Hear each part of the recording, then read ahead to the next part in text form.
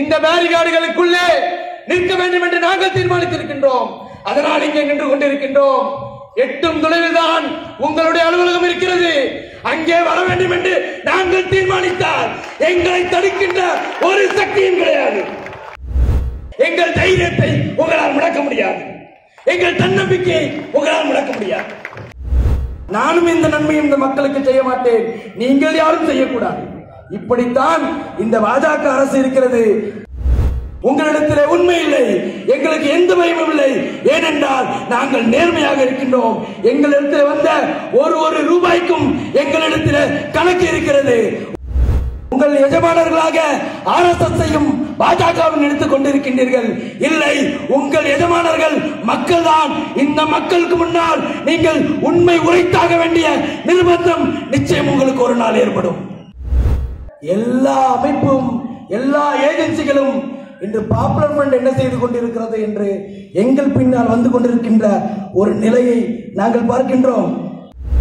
நாங்கள் உங்களை நோக்கி வந்து கொண்டிருக்கின்றோம். உங்கள் சித்தாந்தத்திற்கு சாவு மணி அடிக்கின்றவரை நாங்கள் முன்னேறிக் கொண்டே இருப்போம். எங்கள் இரக்கத்தை கொடுத்து விட்டு எங்கள் வீட்டிலே எங்களை நொந்து கொள்ள சொல்வீர்கள் என்றால் அதற்கு நாங்கள் வரவில்லை. பாப்புலர் ஃப்ரண்ட் என்ற பெயரை கேட்டாலே RSS காரர்கள் அடித்து துளைத்து ஓடுகிறார்கள். எங்களுக்கு ஒரு கனவு இருக்கிறது. பாப்புலர் ஃப்ரண்ட்டுக்கு ஒரு கனவு இருக்கிறது. அது நாங்கள் தூக்கத்திலே காணுகின்ற கனவல்ல. நாங்கள் அந்த கனவிற்காக தூக்கத்தை தொலைத்திருக்கின்றோம்.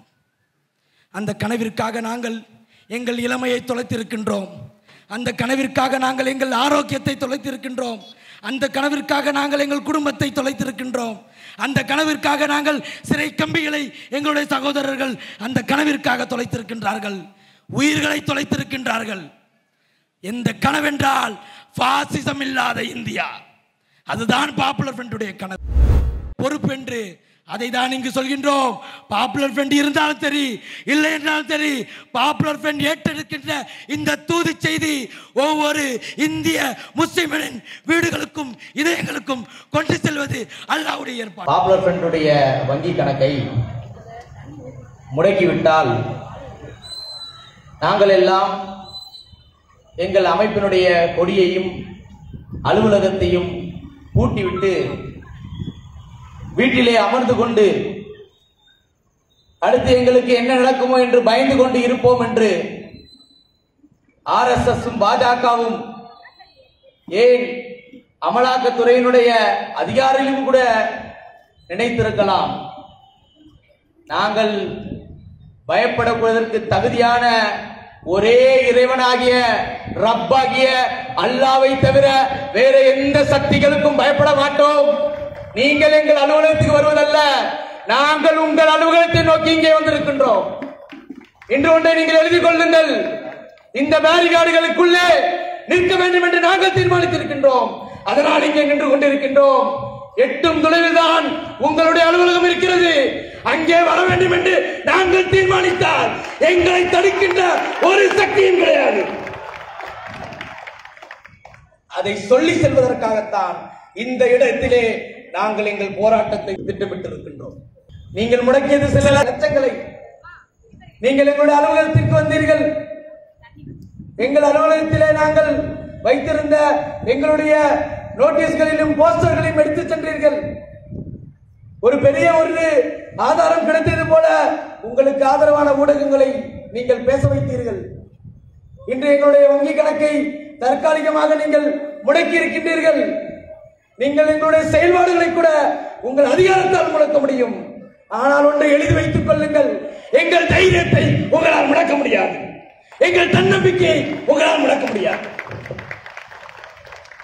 அதையெல்லாம் நாங்கள் எங்கள் இரவிடத்திலே கொடுத்து விட்டுதான் இந்த போராட்ட பாதையிலே வந்திருக்கின்றோம். 13 ஆண்டு காலம் இந்தியா முழுவதும் எங்களுடைய பல்வேறு மாநிலங்களிலே பல்வேறு பணிகளிலே நாங்கள் உருவாக்கி இருந்த வங்கி கணக்குகளை தான் நீங்கள் முடக்கி இருக்கின்றீர்கள். 60 கோடி ரூபாய் 13 வருடங்களிலே வந்திருக்கிறது. ஒரு ஆண்டிலோ ஒரு மாதத்திலோ வரவில்லை. 18 மாநிலங்களிலே செயல்படக்கூடிய ஒரு அமைப்பு, 18 மாநிலங்களிலே செயல்படக்கூடிய இந்த அமைப்பிற்கு இந்த வங்கி கணக்கிலே வந்த அத்துணை பணிகளும் பெரும்பான்மையான தொகைகள் எல்லாம் நாங்கள் நிவாரண பணிகளிலே ஈடுபட்டதற்காக நாங்கள் மக்களிடம் பெற்ற பணங்கள். நீங்கள் முடக்கியதெல்லாம் இந்த மக்களுடைய பணம். இந்த மக்களுக்காக இவர்களுடைய துன்பத்திலும் துயரத்திலும் அவர்களை துயரை துடைப்பதற்காக நாங்கள் மக்களிடத்திலே கேட்ட பொழுது மக்கள் வாரி வழங்கிய அந்த பணங்கத்திலே 60 லட்சம் ரூபாயை எங்கள் வங்கி கணக்கில் இருந்து நீங்கள் முடக்கி இருக்கின்றீர்கள். இந்தியாவிலே பாப்புலர் ஃப்ரண்டுடைய வங்கி கணக்கு மட்டுமல்ல, மனித உரிமை அமைப்பான ஆம்னஸ்டி இன்டர்நேஷனலுடைய அந்த வங்கி கணக்கையும் இந்தியாவிலே முடக்கினார்கள். இவர்கள் ஆட்சிக்கு வந்தவுடனே மிஷினரிகள் எல்லாம் மதமாற்றத்தில் ஈடுபடுகிறார்கள் என்று சொல்லி தொழுநோயாளர்களுக்கும் அனாதை குழந்தைகளுக்கும் கல்வியும் மருத்துவம் செய்து கொண்டிருந்த நூற்றுக்கணக்கான என்ஜிஓக்களுடைய அந்த பண பரிவர்த்தனையை முடக்கினார்கள். விளைவு என்னானது?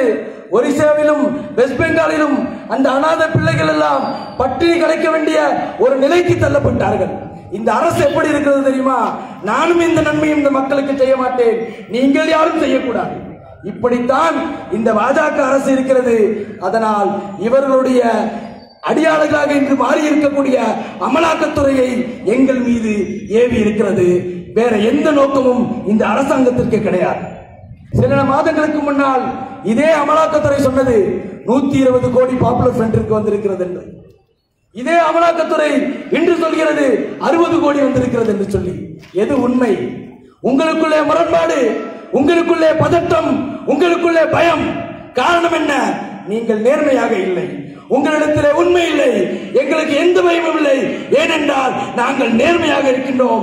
எங்களிடத்தில் வந்த ஒரு ரூபாய்க்கும் எங்களிடத்தில் கணக்கு இருக்கிறது. உங்களுக்கு அந்த நேர்மை, அந்த உண்மை உங்களை பயமுறுத்துகிறது. அதனால்தான் திருடன் இருட்டிலே வருவது போல யாரிடத்திலும் சொல்லிக் கொள்ளாமல் எங்களுடைய வங்கி கணக்கை மிகவும் மௌனமாக யாருக்கும் தெரியப்படுத்தாமல், எங்களுக்கு கூட தெரியப்படுத்தாமல் நீங்கள் முடக்கிவிட்டு ஒரு ட்விட்டர்ல போட்டு விடுகிறார்கள், பாப்புலர் ஃப்ரண்டுடைய வங்கி கணக்கை நாங்கள் முடக்கிவிட்டோம் என்று சொல்லி. உங்களிடத்தில் எந்த நியாயமும் கிடையாது. அமலாக்கத்துறைக்கு நான் ஒன்றை சொல்லிக் கொள்கிறேன். நீங்கள் உங்கள் எஜமானர்களாக RSSஐயும் பாஜகவும் நினைத்துக் கொண்டிருக்கின்றீர்கள். இல்லை, உங்கள் எஜமானர்கள் மக்கள் தான். இந்த மக்களுக்கு முன்னால் நீங்கள் உண்மை உரைத்தாக வேண்டிய நிர்பந்தம் நிச்சயம் உங்களுக்கு ஒரு நாள் ஏற்படும்.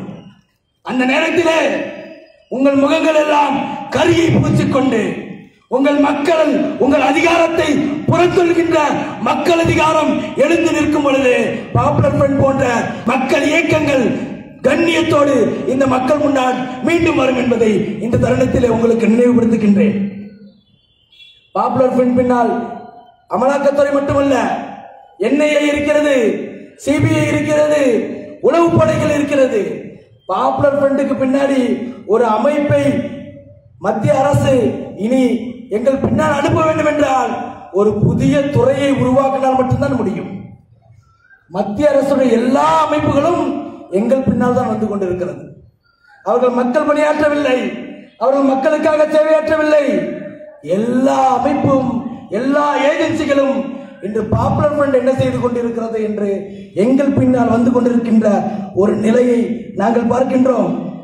இந்த வங்கி கணக்கு முடக்கம் என்பது ஒரு ஜனநாயக விரோதம் என்பதை நீங்கள் உணர வேண்டும். இந்திய மக்கள் உங்களை உணர்ந்து கொள்வார்கள். இந்தியாவிலே மதசார்பற்ற அரசியல் கட்சிகள் உணர்ந்து கொள்வார்கள். அந்த காலம் வெகு தொலைவில் இல்லை. இந்த வங்கி கணக்கை நிப்பாட்டி விட்டால், முடக்கி விட்டால் நாங்கள் முடங்கி போய் விடுவோமா? முடக்கப்பட்ட ஒரு சமூகத்திலிருந்து எழுந்து வந்தவர்கள் நாங்கள். எங்களை சுத்தி நீங்கள் போட்டிருக்கின்ற விலங்குகளை உடைத்து தகர்த்தெடுத்து எழுந்து வந்தவர்கள் பாப்புலர் ஃப்ரண்டினுடைய வீரர்கள். இந்த சமூகத்தினுடைய வலி, இந்த சமூகத்துடைய வேதனை, இந்த சமூகத்துடைய கூக்குரல், இந்த சமூகம் சிந்திய ரத்தங்கள், இதையெல்லாம் பார்த்து அனுபவித்து அந்த கூக்குரல் எங்கள் தூக்கத்தை தொலைத்து இந்த போராட்ட களத்திலே நாங்கள் முன் வந்திருக்கின்றோம். ஒருபோதும் ஒரு அடி அல்ல, ஒரு இன்ச்சு கூட எங்களுடைய இந்த போராட்ட பயணத்தில் நாங்கள் எங்கள் கால்களை பின்னால் வைக்க மாட்டோம். எங்கள் மேலே நீங்கள் ஒரு அடிமை சங்கிலியை போட்டிருந்தீர்கள். அந்த அடிமை சங்கிலியை நாங்கள் உடைத்தெறித்திருக்கின்றோம்.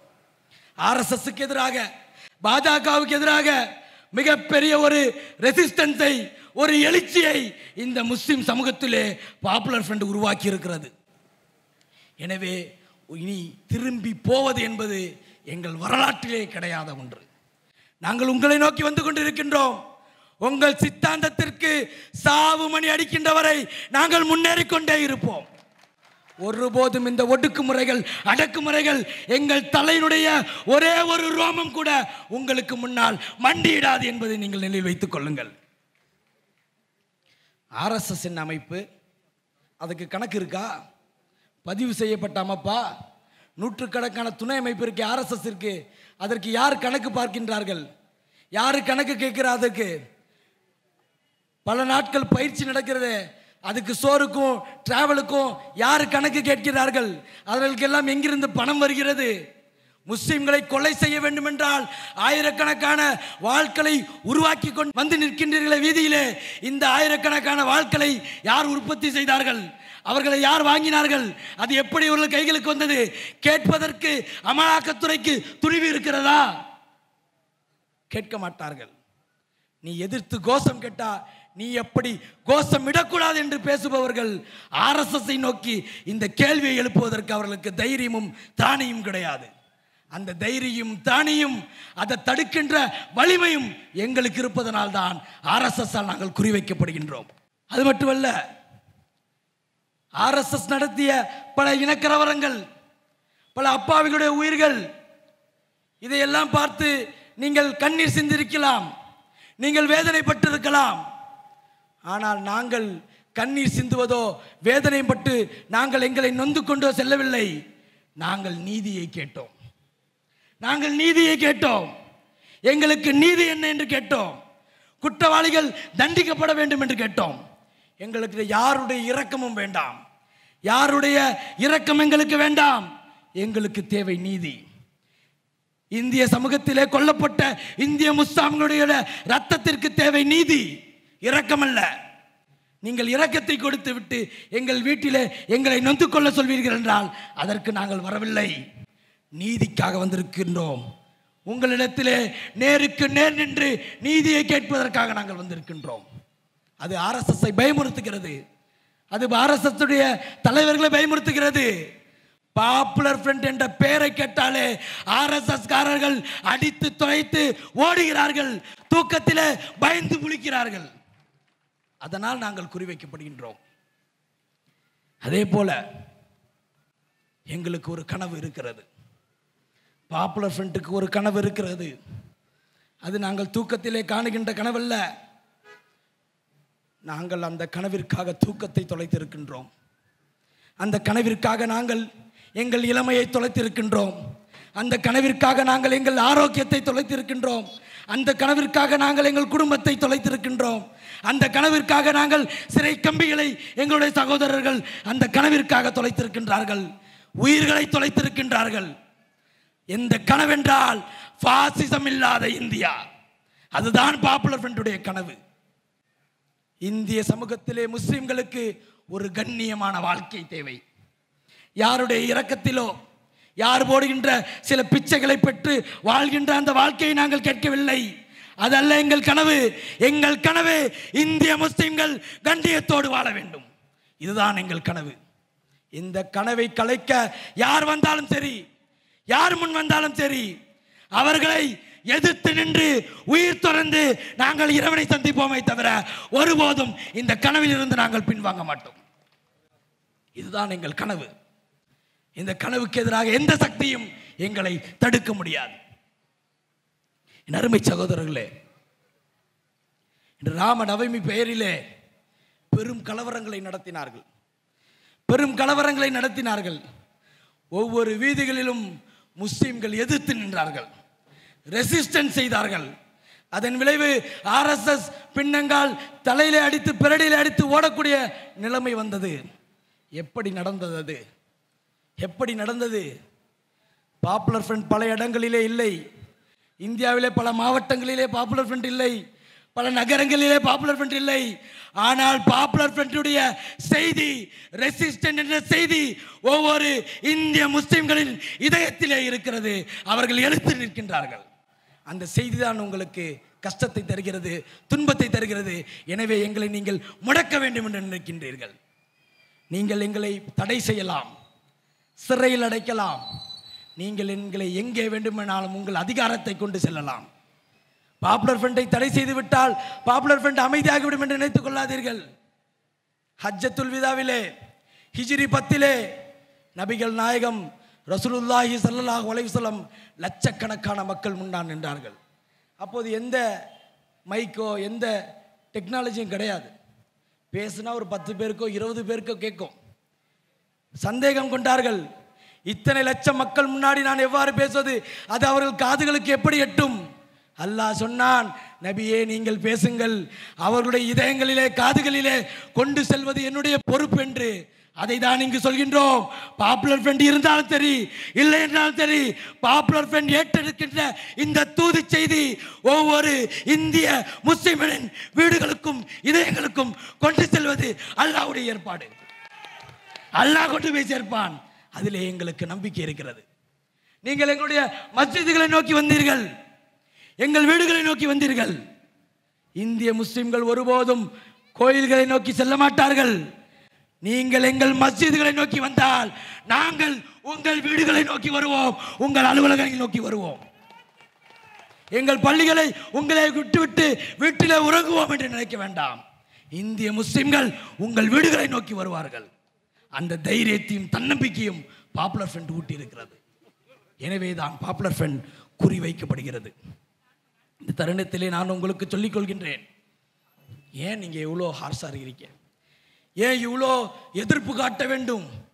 கொஞ்சம் பாஜகவுக்கு அப்படியே கொஞ்சம் வளைந்து கொடுத்து, ஒரு காலம் வளைந்து கொடுப்பது என்பது எங்கள் வரலாற்றிலே கிடையாது. எங்கள் ரத்த நாளங்களிலே வளைந்து கொடுப்பது என்பது கிடையாது.